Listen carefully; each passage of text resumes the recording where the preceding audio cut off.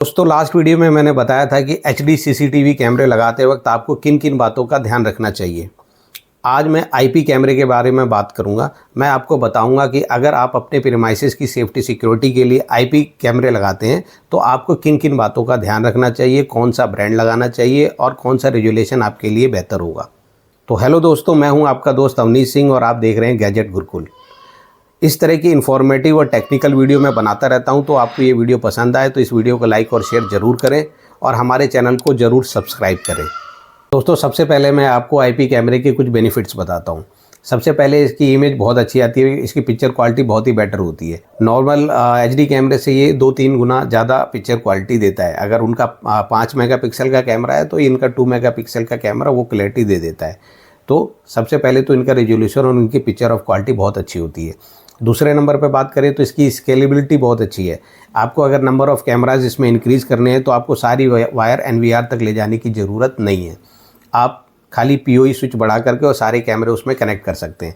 Example के लिए मैं अगर बात करूं, जैसे 4 फ्लोर की बिल्डिंग है और 3 फ्लोर में 10-10 कैमरे लगे हुए हैं हर फ्लोर पे और 64 का एनवीआर लग रहा है, तो आपको चौथे फ्लोर पे 10 कैमरे लगाने हैं, वहाँ एक पीओई स्विच लगाना है और सारे 10 कैमरे उस पीओई स्विच पे कनेक्ट हो जाएंगे और चौथे फ्लोर से एक सिंगल वायर आएगी जो 3rd फ्लोर के पीओई को कनेक्ट कर देगी और आपके सारे कैमरे लाइव हो जाएंगे। अब मैं इसके स्मार्ट फीचर की बात करूं तो आईपी कैमरे बहुत ही स्मार्ट और एडवांस फीचर से लैस रहते हैं।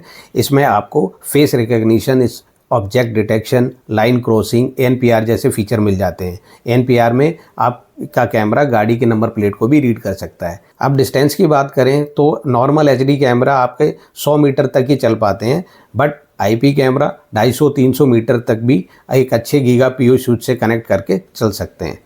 तो कुछ फीचर्स थे आईपी कैमरे के जो मैंने आपको बताया, जिनका सही इस्तेमाल करके आप काफ़ी बेनिफिट्स ले सकते हैं। अब मैं बताता हूं कि आपको आईपी कैमरे लगाते वक्त कि किन किन बातों का ध्यान रखना है। सबसे पहले तो ब्रांड की बात करें, आईपी कैमरे में भी काफ़ी ब्रांड्स आते हैं, जैसे सीपी प्लस, दहुआ, हिकविजन तो है ही हैं और ओईएम ब्रांड भी और बहुत सारे और ब्रांड है, बट आपको टॉप के ब्रांड में ही जाना है। जैसे सीपी प्लस हो गया, हिकविजन हो गया या दहुआ हो गया। ये ब्रांड आपको काफ़ी अच्छा बैक सपोर्ट भी देते हैं, इनकी क्वालिटी भी अच्छी रहती है और ड्यूरेबिलिटी भी अच्छी रहती है, तो आपको टॉप ब्रांड पे ही जाना चाहिए। इसके बाद अगर हम बात करें इनमें क्या क्या प्रोडक्ट लगता है, तो सबसे पहले हम बात करते हैं एनवीआर की। एनवीआर जो होता है वैसे ही 4, 8, 16 4 के मल्टीपल पे आता है। 32, 64 आपको जितने कैमरे लगाने हैं उस हिसाब से आप एनवीआर चूज़ कर सकते हैं। एनवीआर में भी क्वालिटी होती है 2 megapixel, 4 megapixel, up to 8 megapixel. तो आप कितने मेगापिक्सल के कैमरे ले रहे हैं उस हिसाब से आपको एनवीआर डिसाइड करना चाहिए। अब इसके बाद हम बात करें कैमरे की, तो कैमरे में 2 तरह के कैमरे आते हैं। एक इंडोर कैमरा हो गया जो ये देख रहे हैं आप, और ये आउटडोर कैमरा हो गया। इंडोर कैमरा जहाँ पे पानी वानी आने की समस्या नहीं रहती, आप वहाँ लगा सकते हैं। आउटडोर कैमरा बाहर की जगह, सड़क पे, बाहर कहीं पे भी जहाँ पे पानी या डस्ट आता है वहाँ पे आउटडोर कैमरा आप लगा सकते हैं।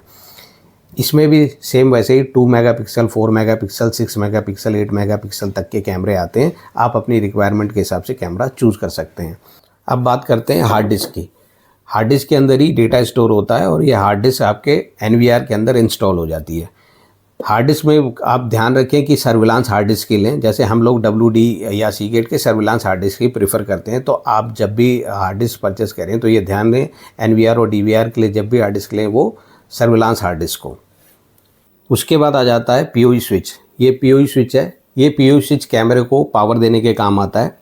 पीओई स्विच में आपको 2 तरह की वैरायटी आती है, एक नॉर्मल पीओई स्विच आता है और एक गीगा पीओई स्विच आता है।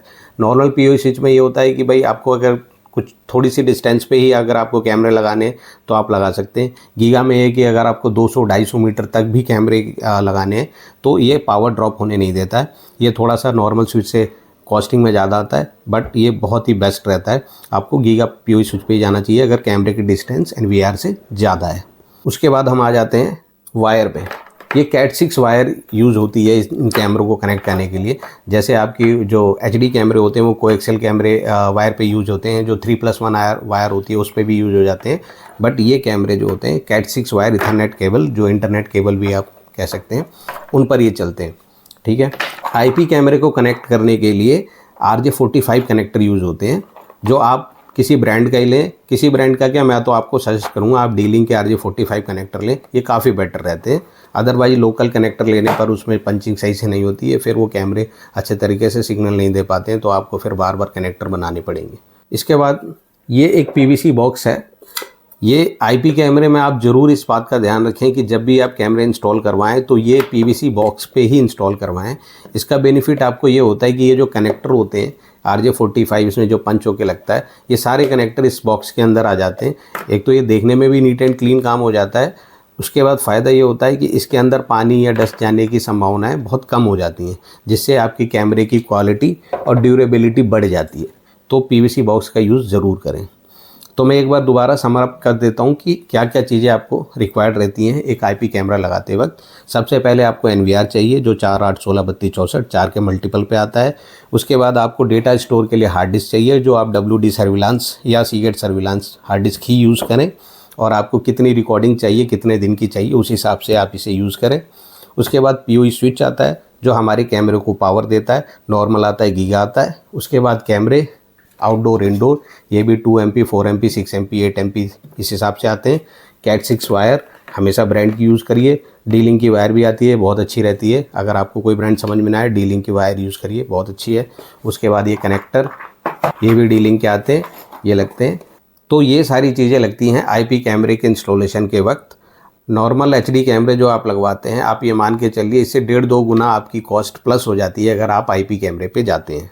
अब मैं आपको इस सिस्टम के कुछ प्राइसिंग का आइडिया भी दे देता हूँ कि क्या क्या प्राइस आता है। अगर हम NVR की बात करें 3500-4000 में आपको 4 चैनल का NVR आ जाता है। अगर POE स्विच की बात करें तो 2000-2500 में आपको POE स्विच मिल जाता है। गीगा लेते हैं तो 500-700 रुपये प्लस मिलता है। कैमरे की बात करें तो आपको ये जो डोम कैमरा है 2700, और ये आप आउटडोर कैमरा है 100 रुपये प्लस 2800 में मिल जाएगा। अगर आप हार्ड डिस्क की बात करें तो हार्ड डिस्क का वही रेट है 4000 के 1 TB में अगर लेते हैं तो 4000 के रेंज में आपको WD सर्विलांस की हार्ड डिस्क मिल जाएगी। RJ45 3-4 रुपये का आपको कनेक्टर मिल जाता है, और कैट 6 वायर लेते हैं तो ये आपको 27-28 रुपये मीटर के हिसाब से वायर मिल जाती है। ये आपके 100 मीटर 305 मीटर के रोल में आता है, तो आप उस हिसाब से देख सकते हैं कि आपको कितनी रिक्वायरमेंट है। और अब मैं आपको बताता हूं कि आपको किन किन बातों का ध्यान रखना चाहिए जब आईपी कैमरे आप इंस्टॉल करवाते हैं। सबसे पहले तो आपको अपनी सारी की सारी वायरिंग PVC कंड्यूट पाइप में ही करानी चाहिए, क्योंकि ये जो इथरनेट केबल होती है ये ख़राब हो जाती है धूप या पानी पड़ने से कुछ टाइम के बाद। फिर आपका बहुत नुकसान हो जाएगा, क्योंकि सारी वायर चेंज करो, बहुत दिक्कत वाला काम हो जाए। तो बिल्कुल ये रिकमेंडेशन रहती है कि आप PVC कंड्यूट पाइप में ही अपनी वायरिंग सारी कराएँ। उसके बाद ये PVC बॉक्स का ज़रूर यूज़ करें, जो ताकि ये कनेक्टर जो है इसके अंदर हो जाए, और ये कैमरा नीट एंड क्लीन भी लगता है, ये वायर बाहर नहीं दिखती, प्लस ये सेफ भी रहता है, जो कनेक्टर ख़राब नहीं होता, मॉइस्चर नहीं आता और डस्ट वगैरह नहीं जाती है। तीसरा, क्लिपिंग के वक्त एक अच्छे क्लिपिंग टूल का यूज़ ज़रूर करें, क्योंकि अगर आप लोकल क्लिपिंग टूल से करते हैं तो कई बार वो ठीक से पंच नहीं होता, फिर आपकी कैमरे की IP आपको शो नहीं करेगी। आप एक बात का ध्यान रखें कि सारे POE स्विच को कोशिश करें कि एक ही जगह से पावर दें। एक 2 कोर की वायर PVC पाइप में आप साथ में दौड़ा दें। उससे फ़ायदा ये होगा कि आपका अलग अलग POE को अलग अलग जगह से पावर देने की ज़रूरत नहीं पड़ेगी। नहीं तो कहीं एक जगह का POE बंद होता है तो सारे कैमरे बंद हो जाते हैं। तो कोशिश करिए कि सबको एक ही जगह से पावर सप्लाई दीजिए। और आईपी कैमरे में आप ये बात ध्यान रखिएगा कि आईपी कैमरे में पहले सारे कैमरों को एक्टिवेट करना पड़ता है लैपटॉप के थ्रू, और उसके बाद सारे कैमरों को एक IP असाइन करनी पड़ती है। तो और ध्यान दें कि किसी भी 2 कैमरे को सेम IP अलॉट ना हो जाए, उससे क्या होगा, IP कॉन्फ्लिक्ट होगी और आपका कैमरा फिर नहीं चलेगा। तो सभी कैमरों को एक डिफरेंट IP दीजिए, और NVR को एक डिफरेंट IP दीजिए। IP सारी सेम सीरीज़ में होनी चाहिए। जो उनका गेटवे वो आप चेक करें, उसी गेटवे की सेम IP में ही आपको सारे अपने कैमरे की IP भी रखनी है।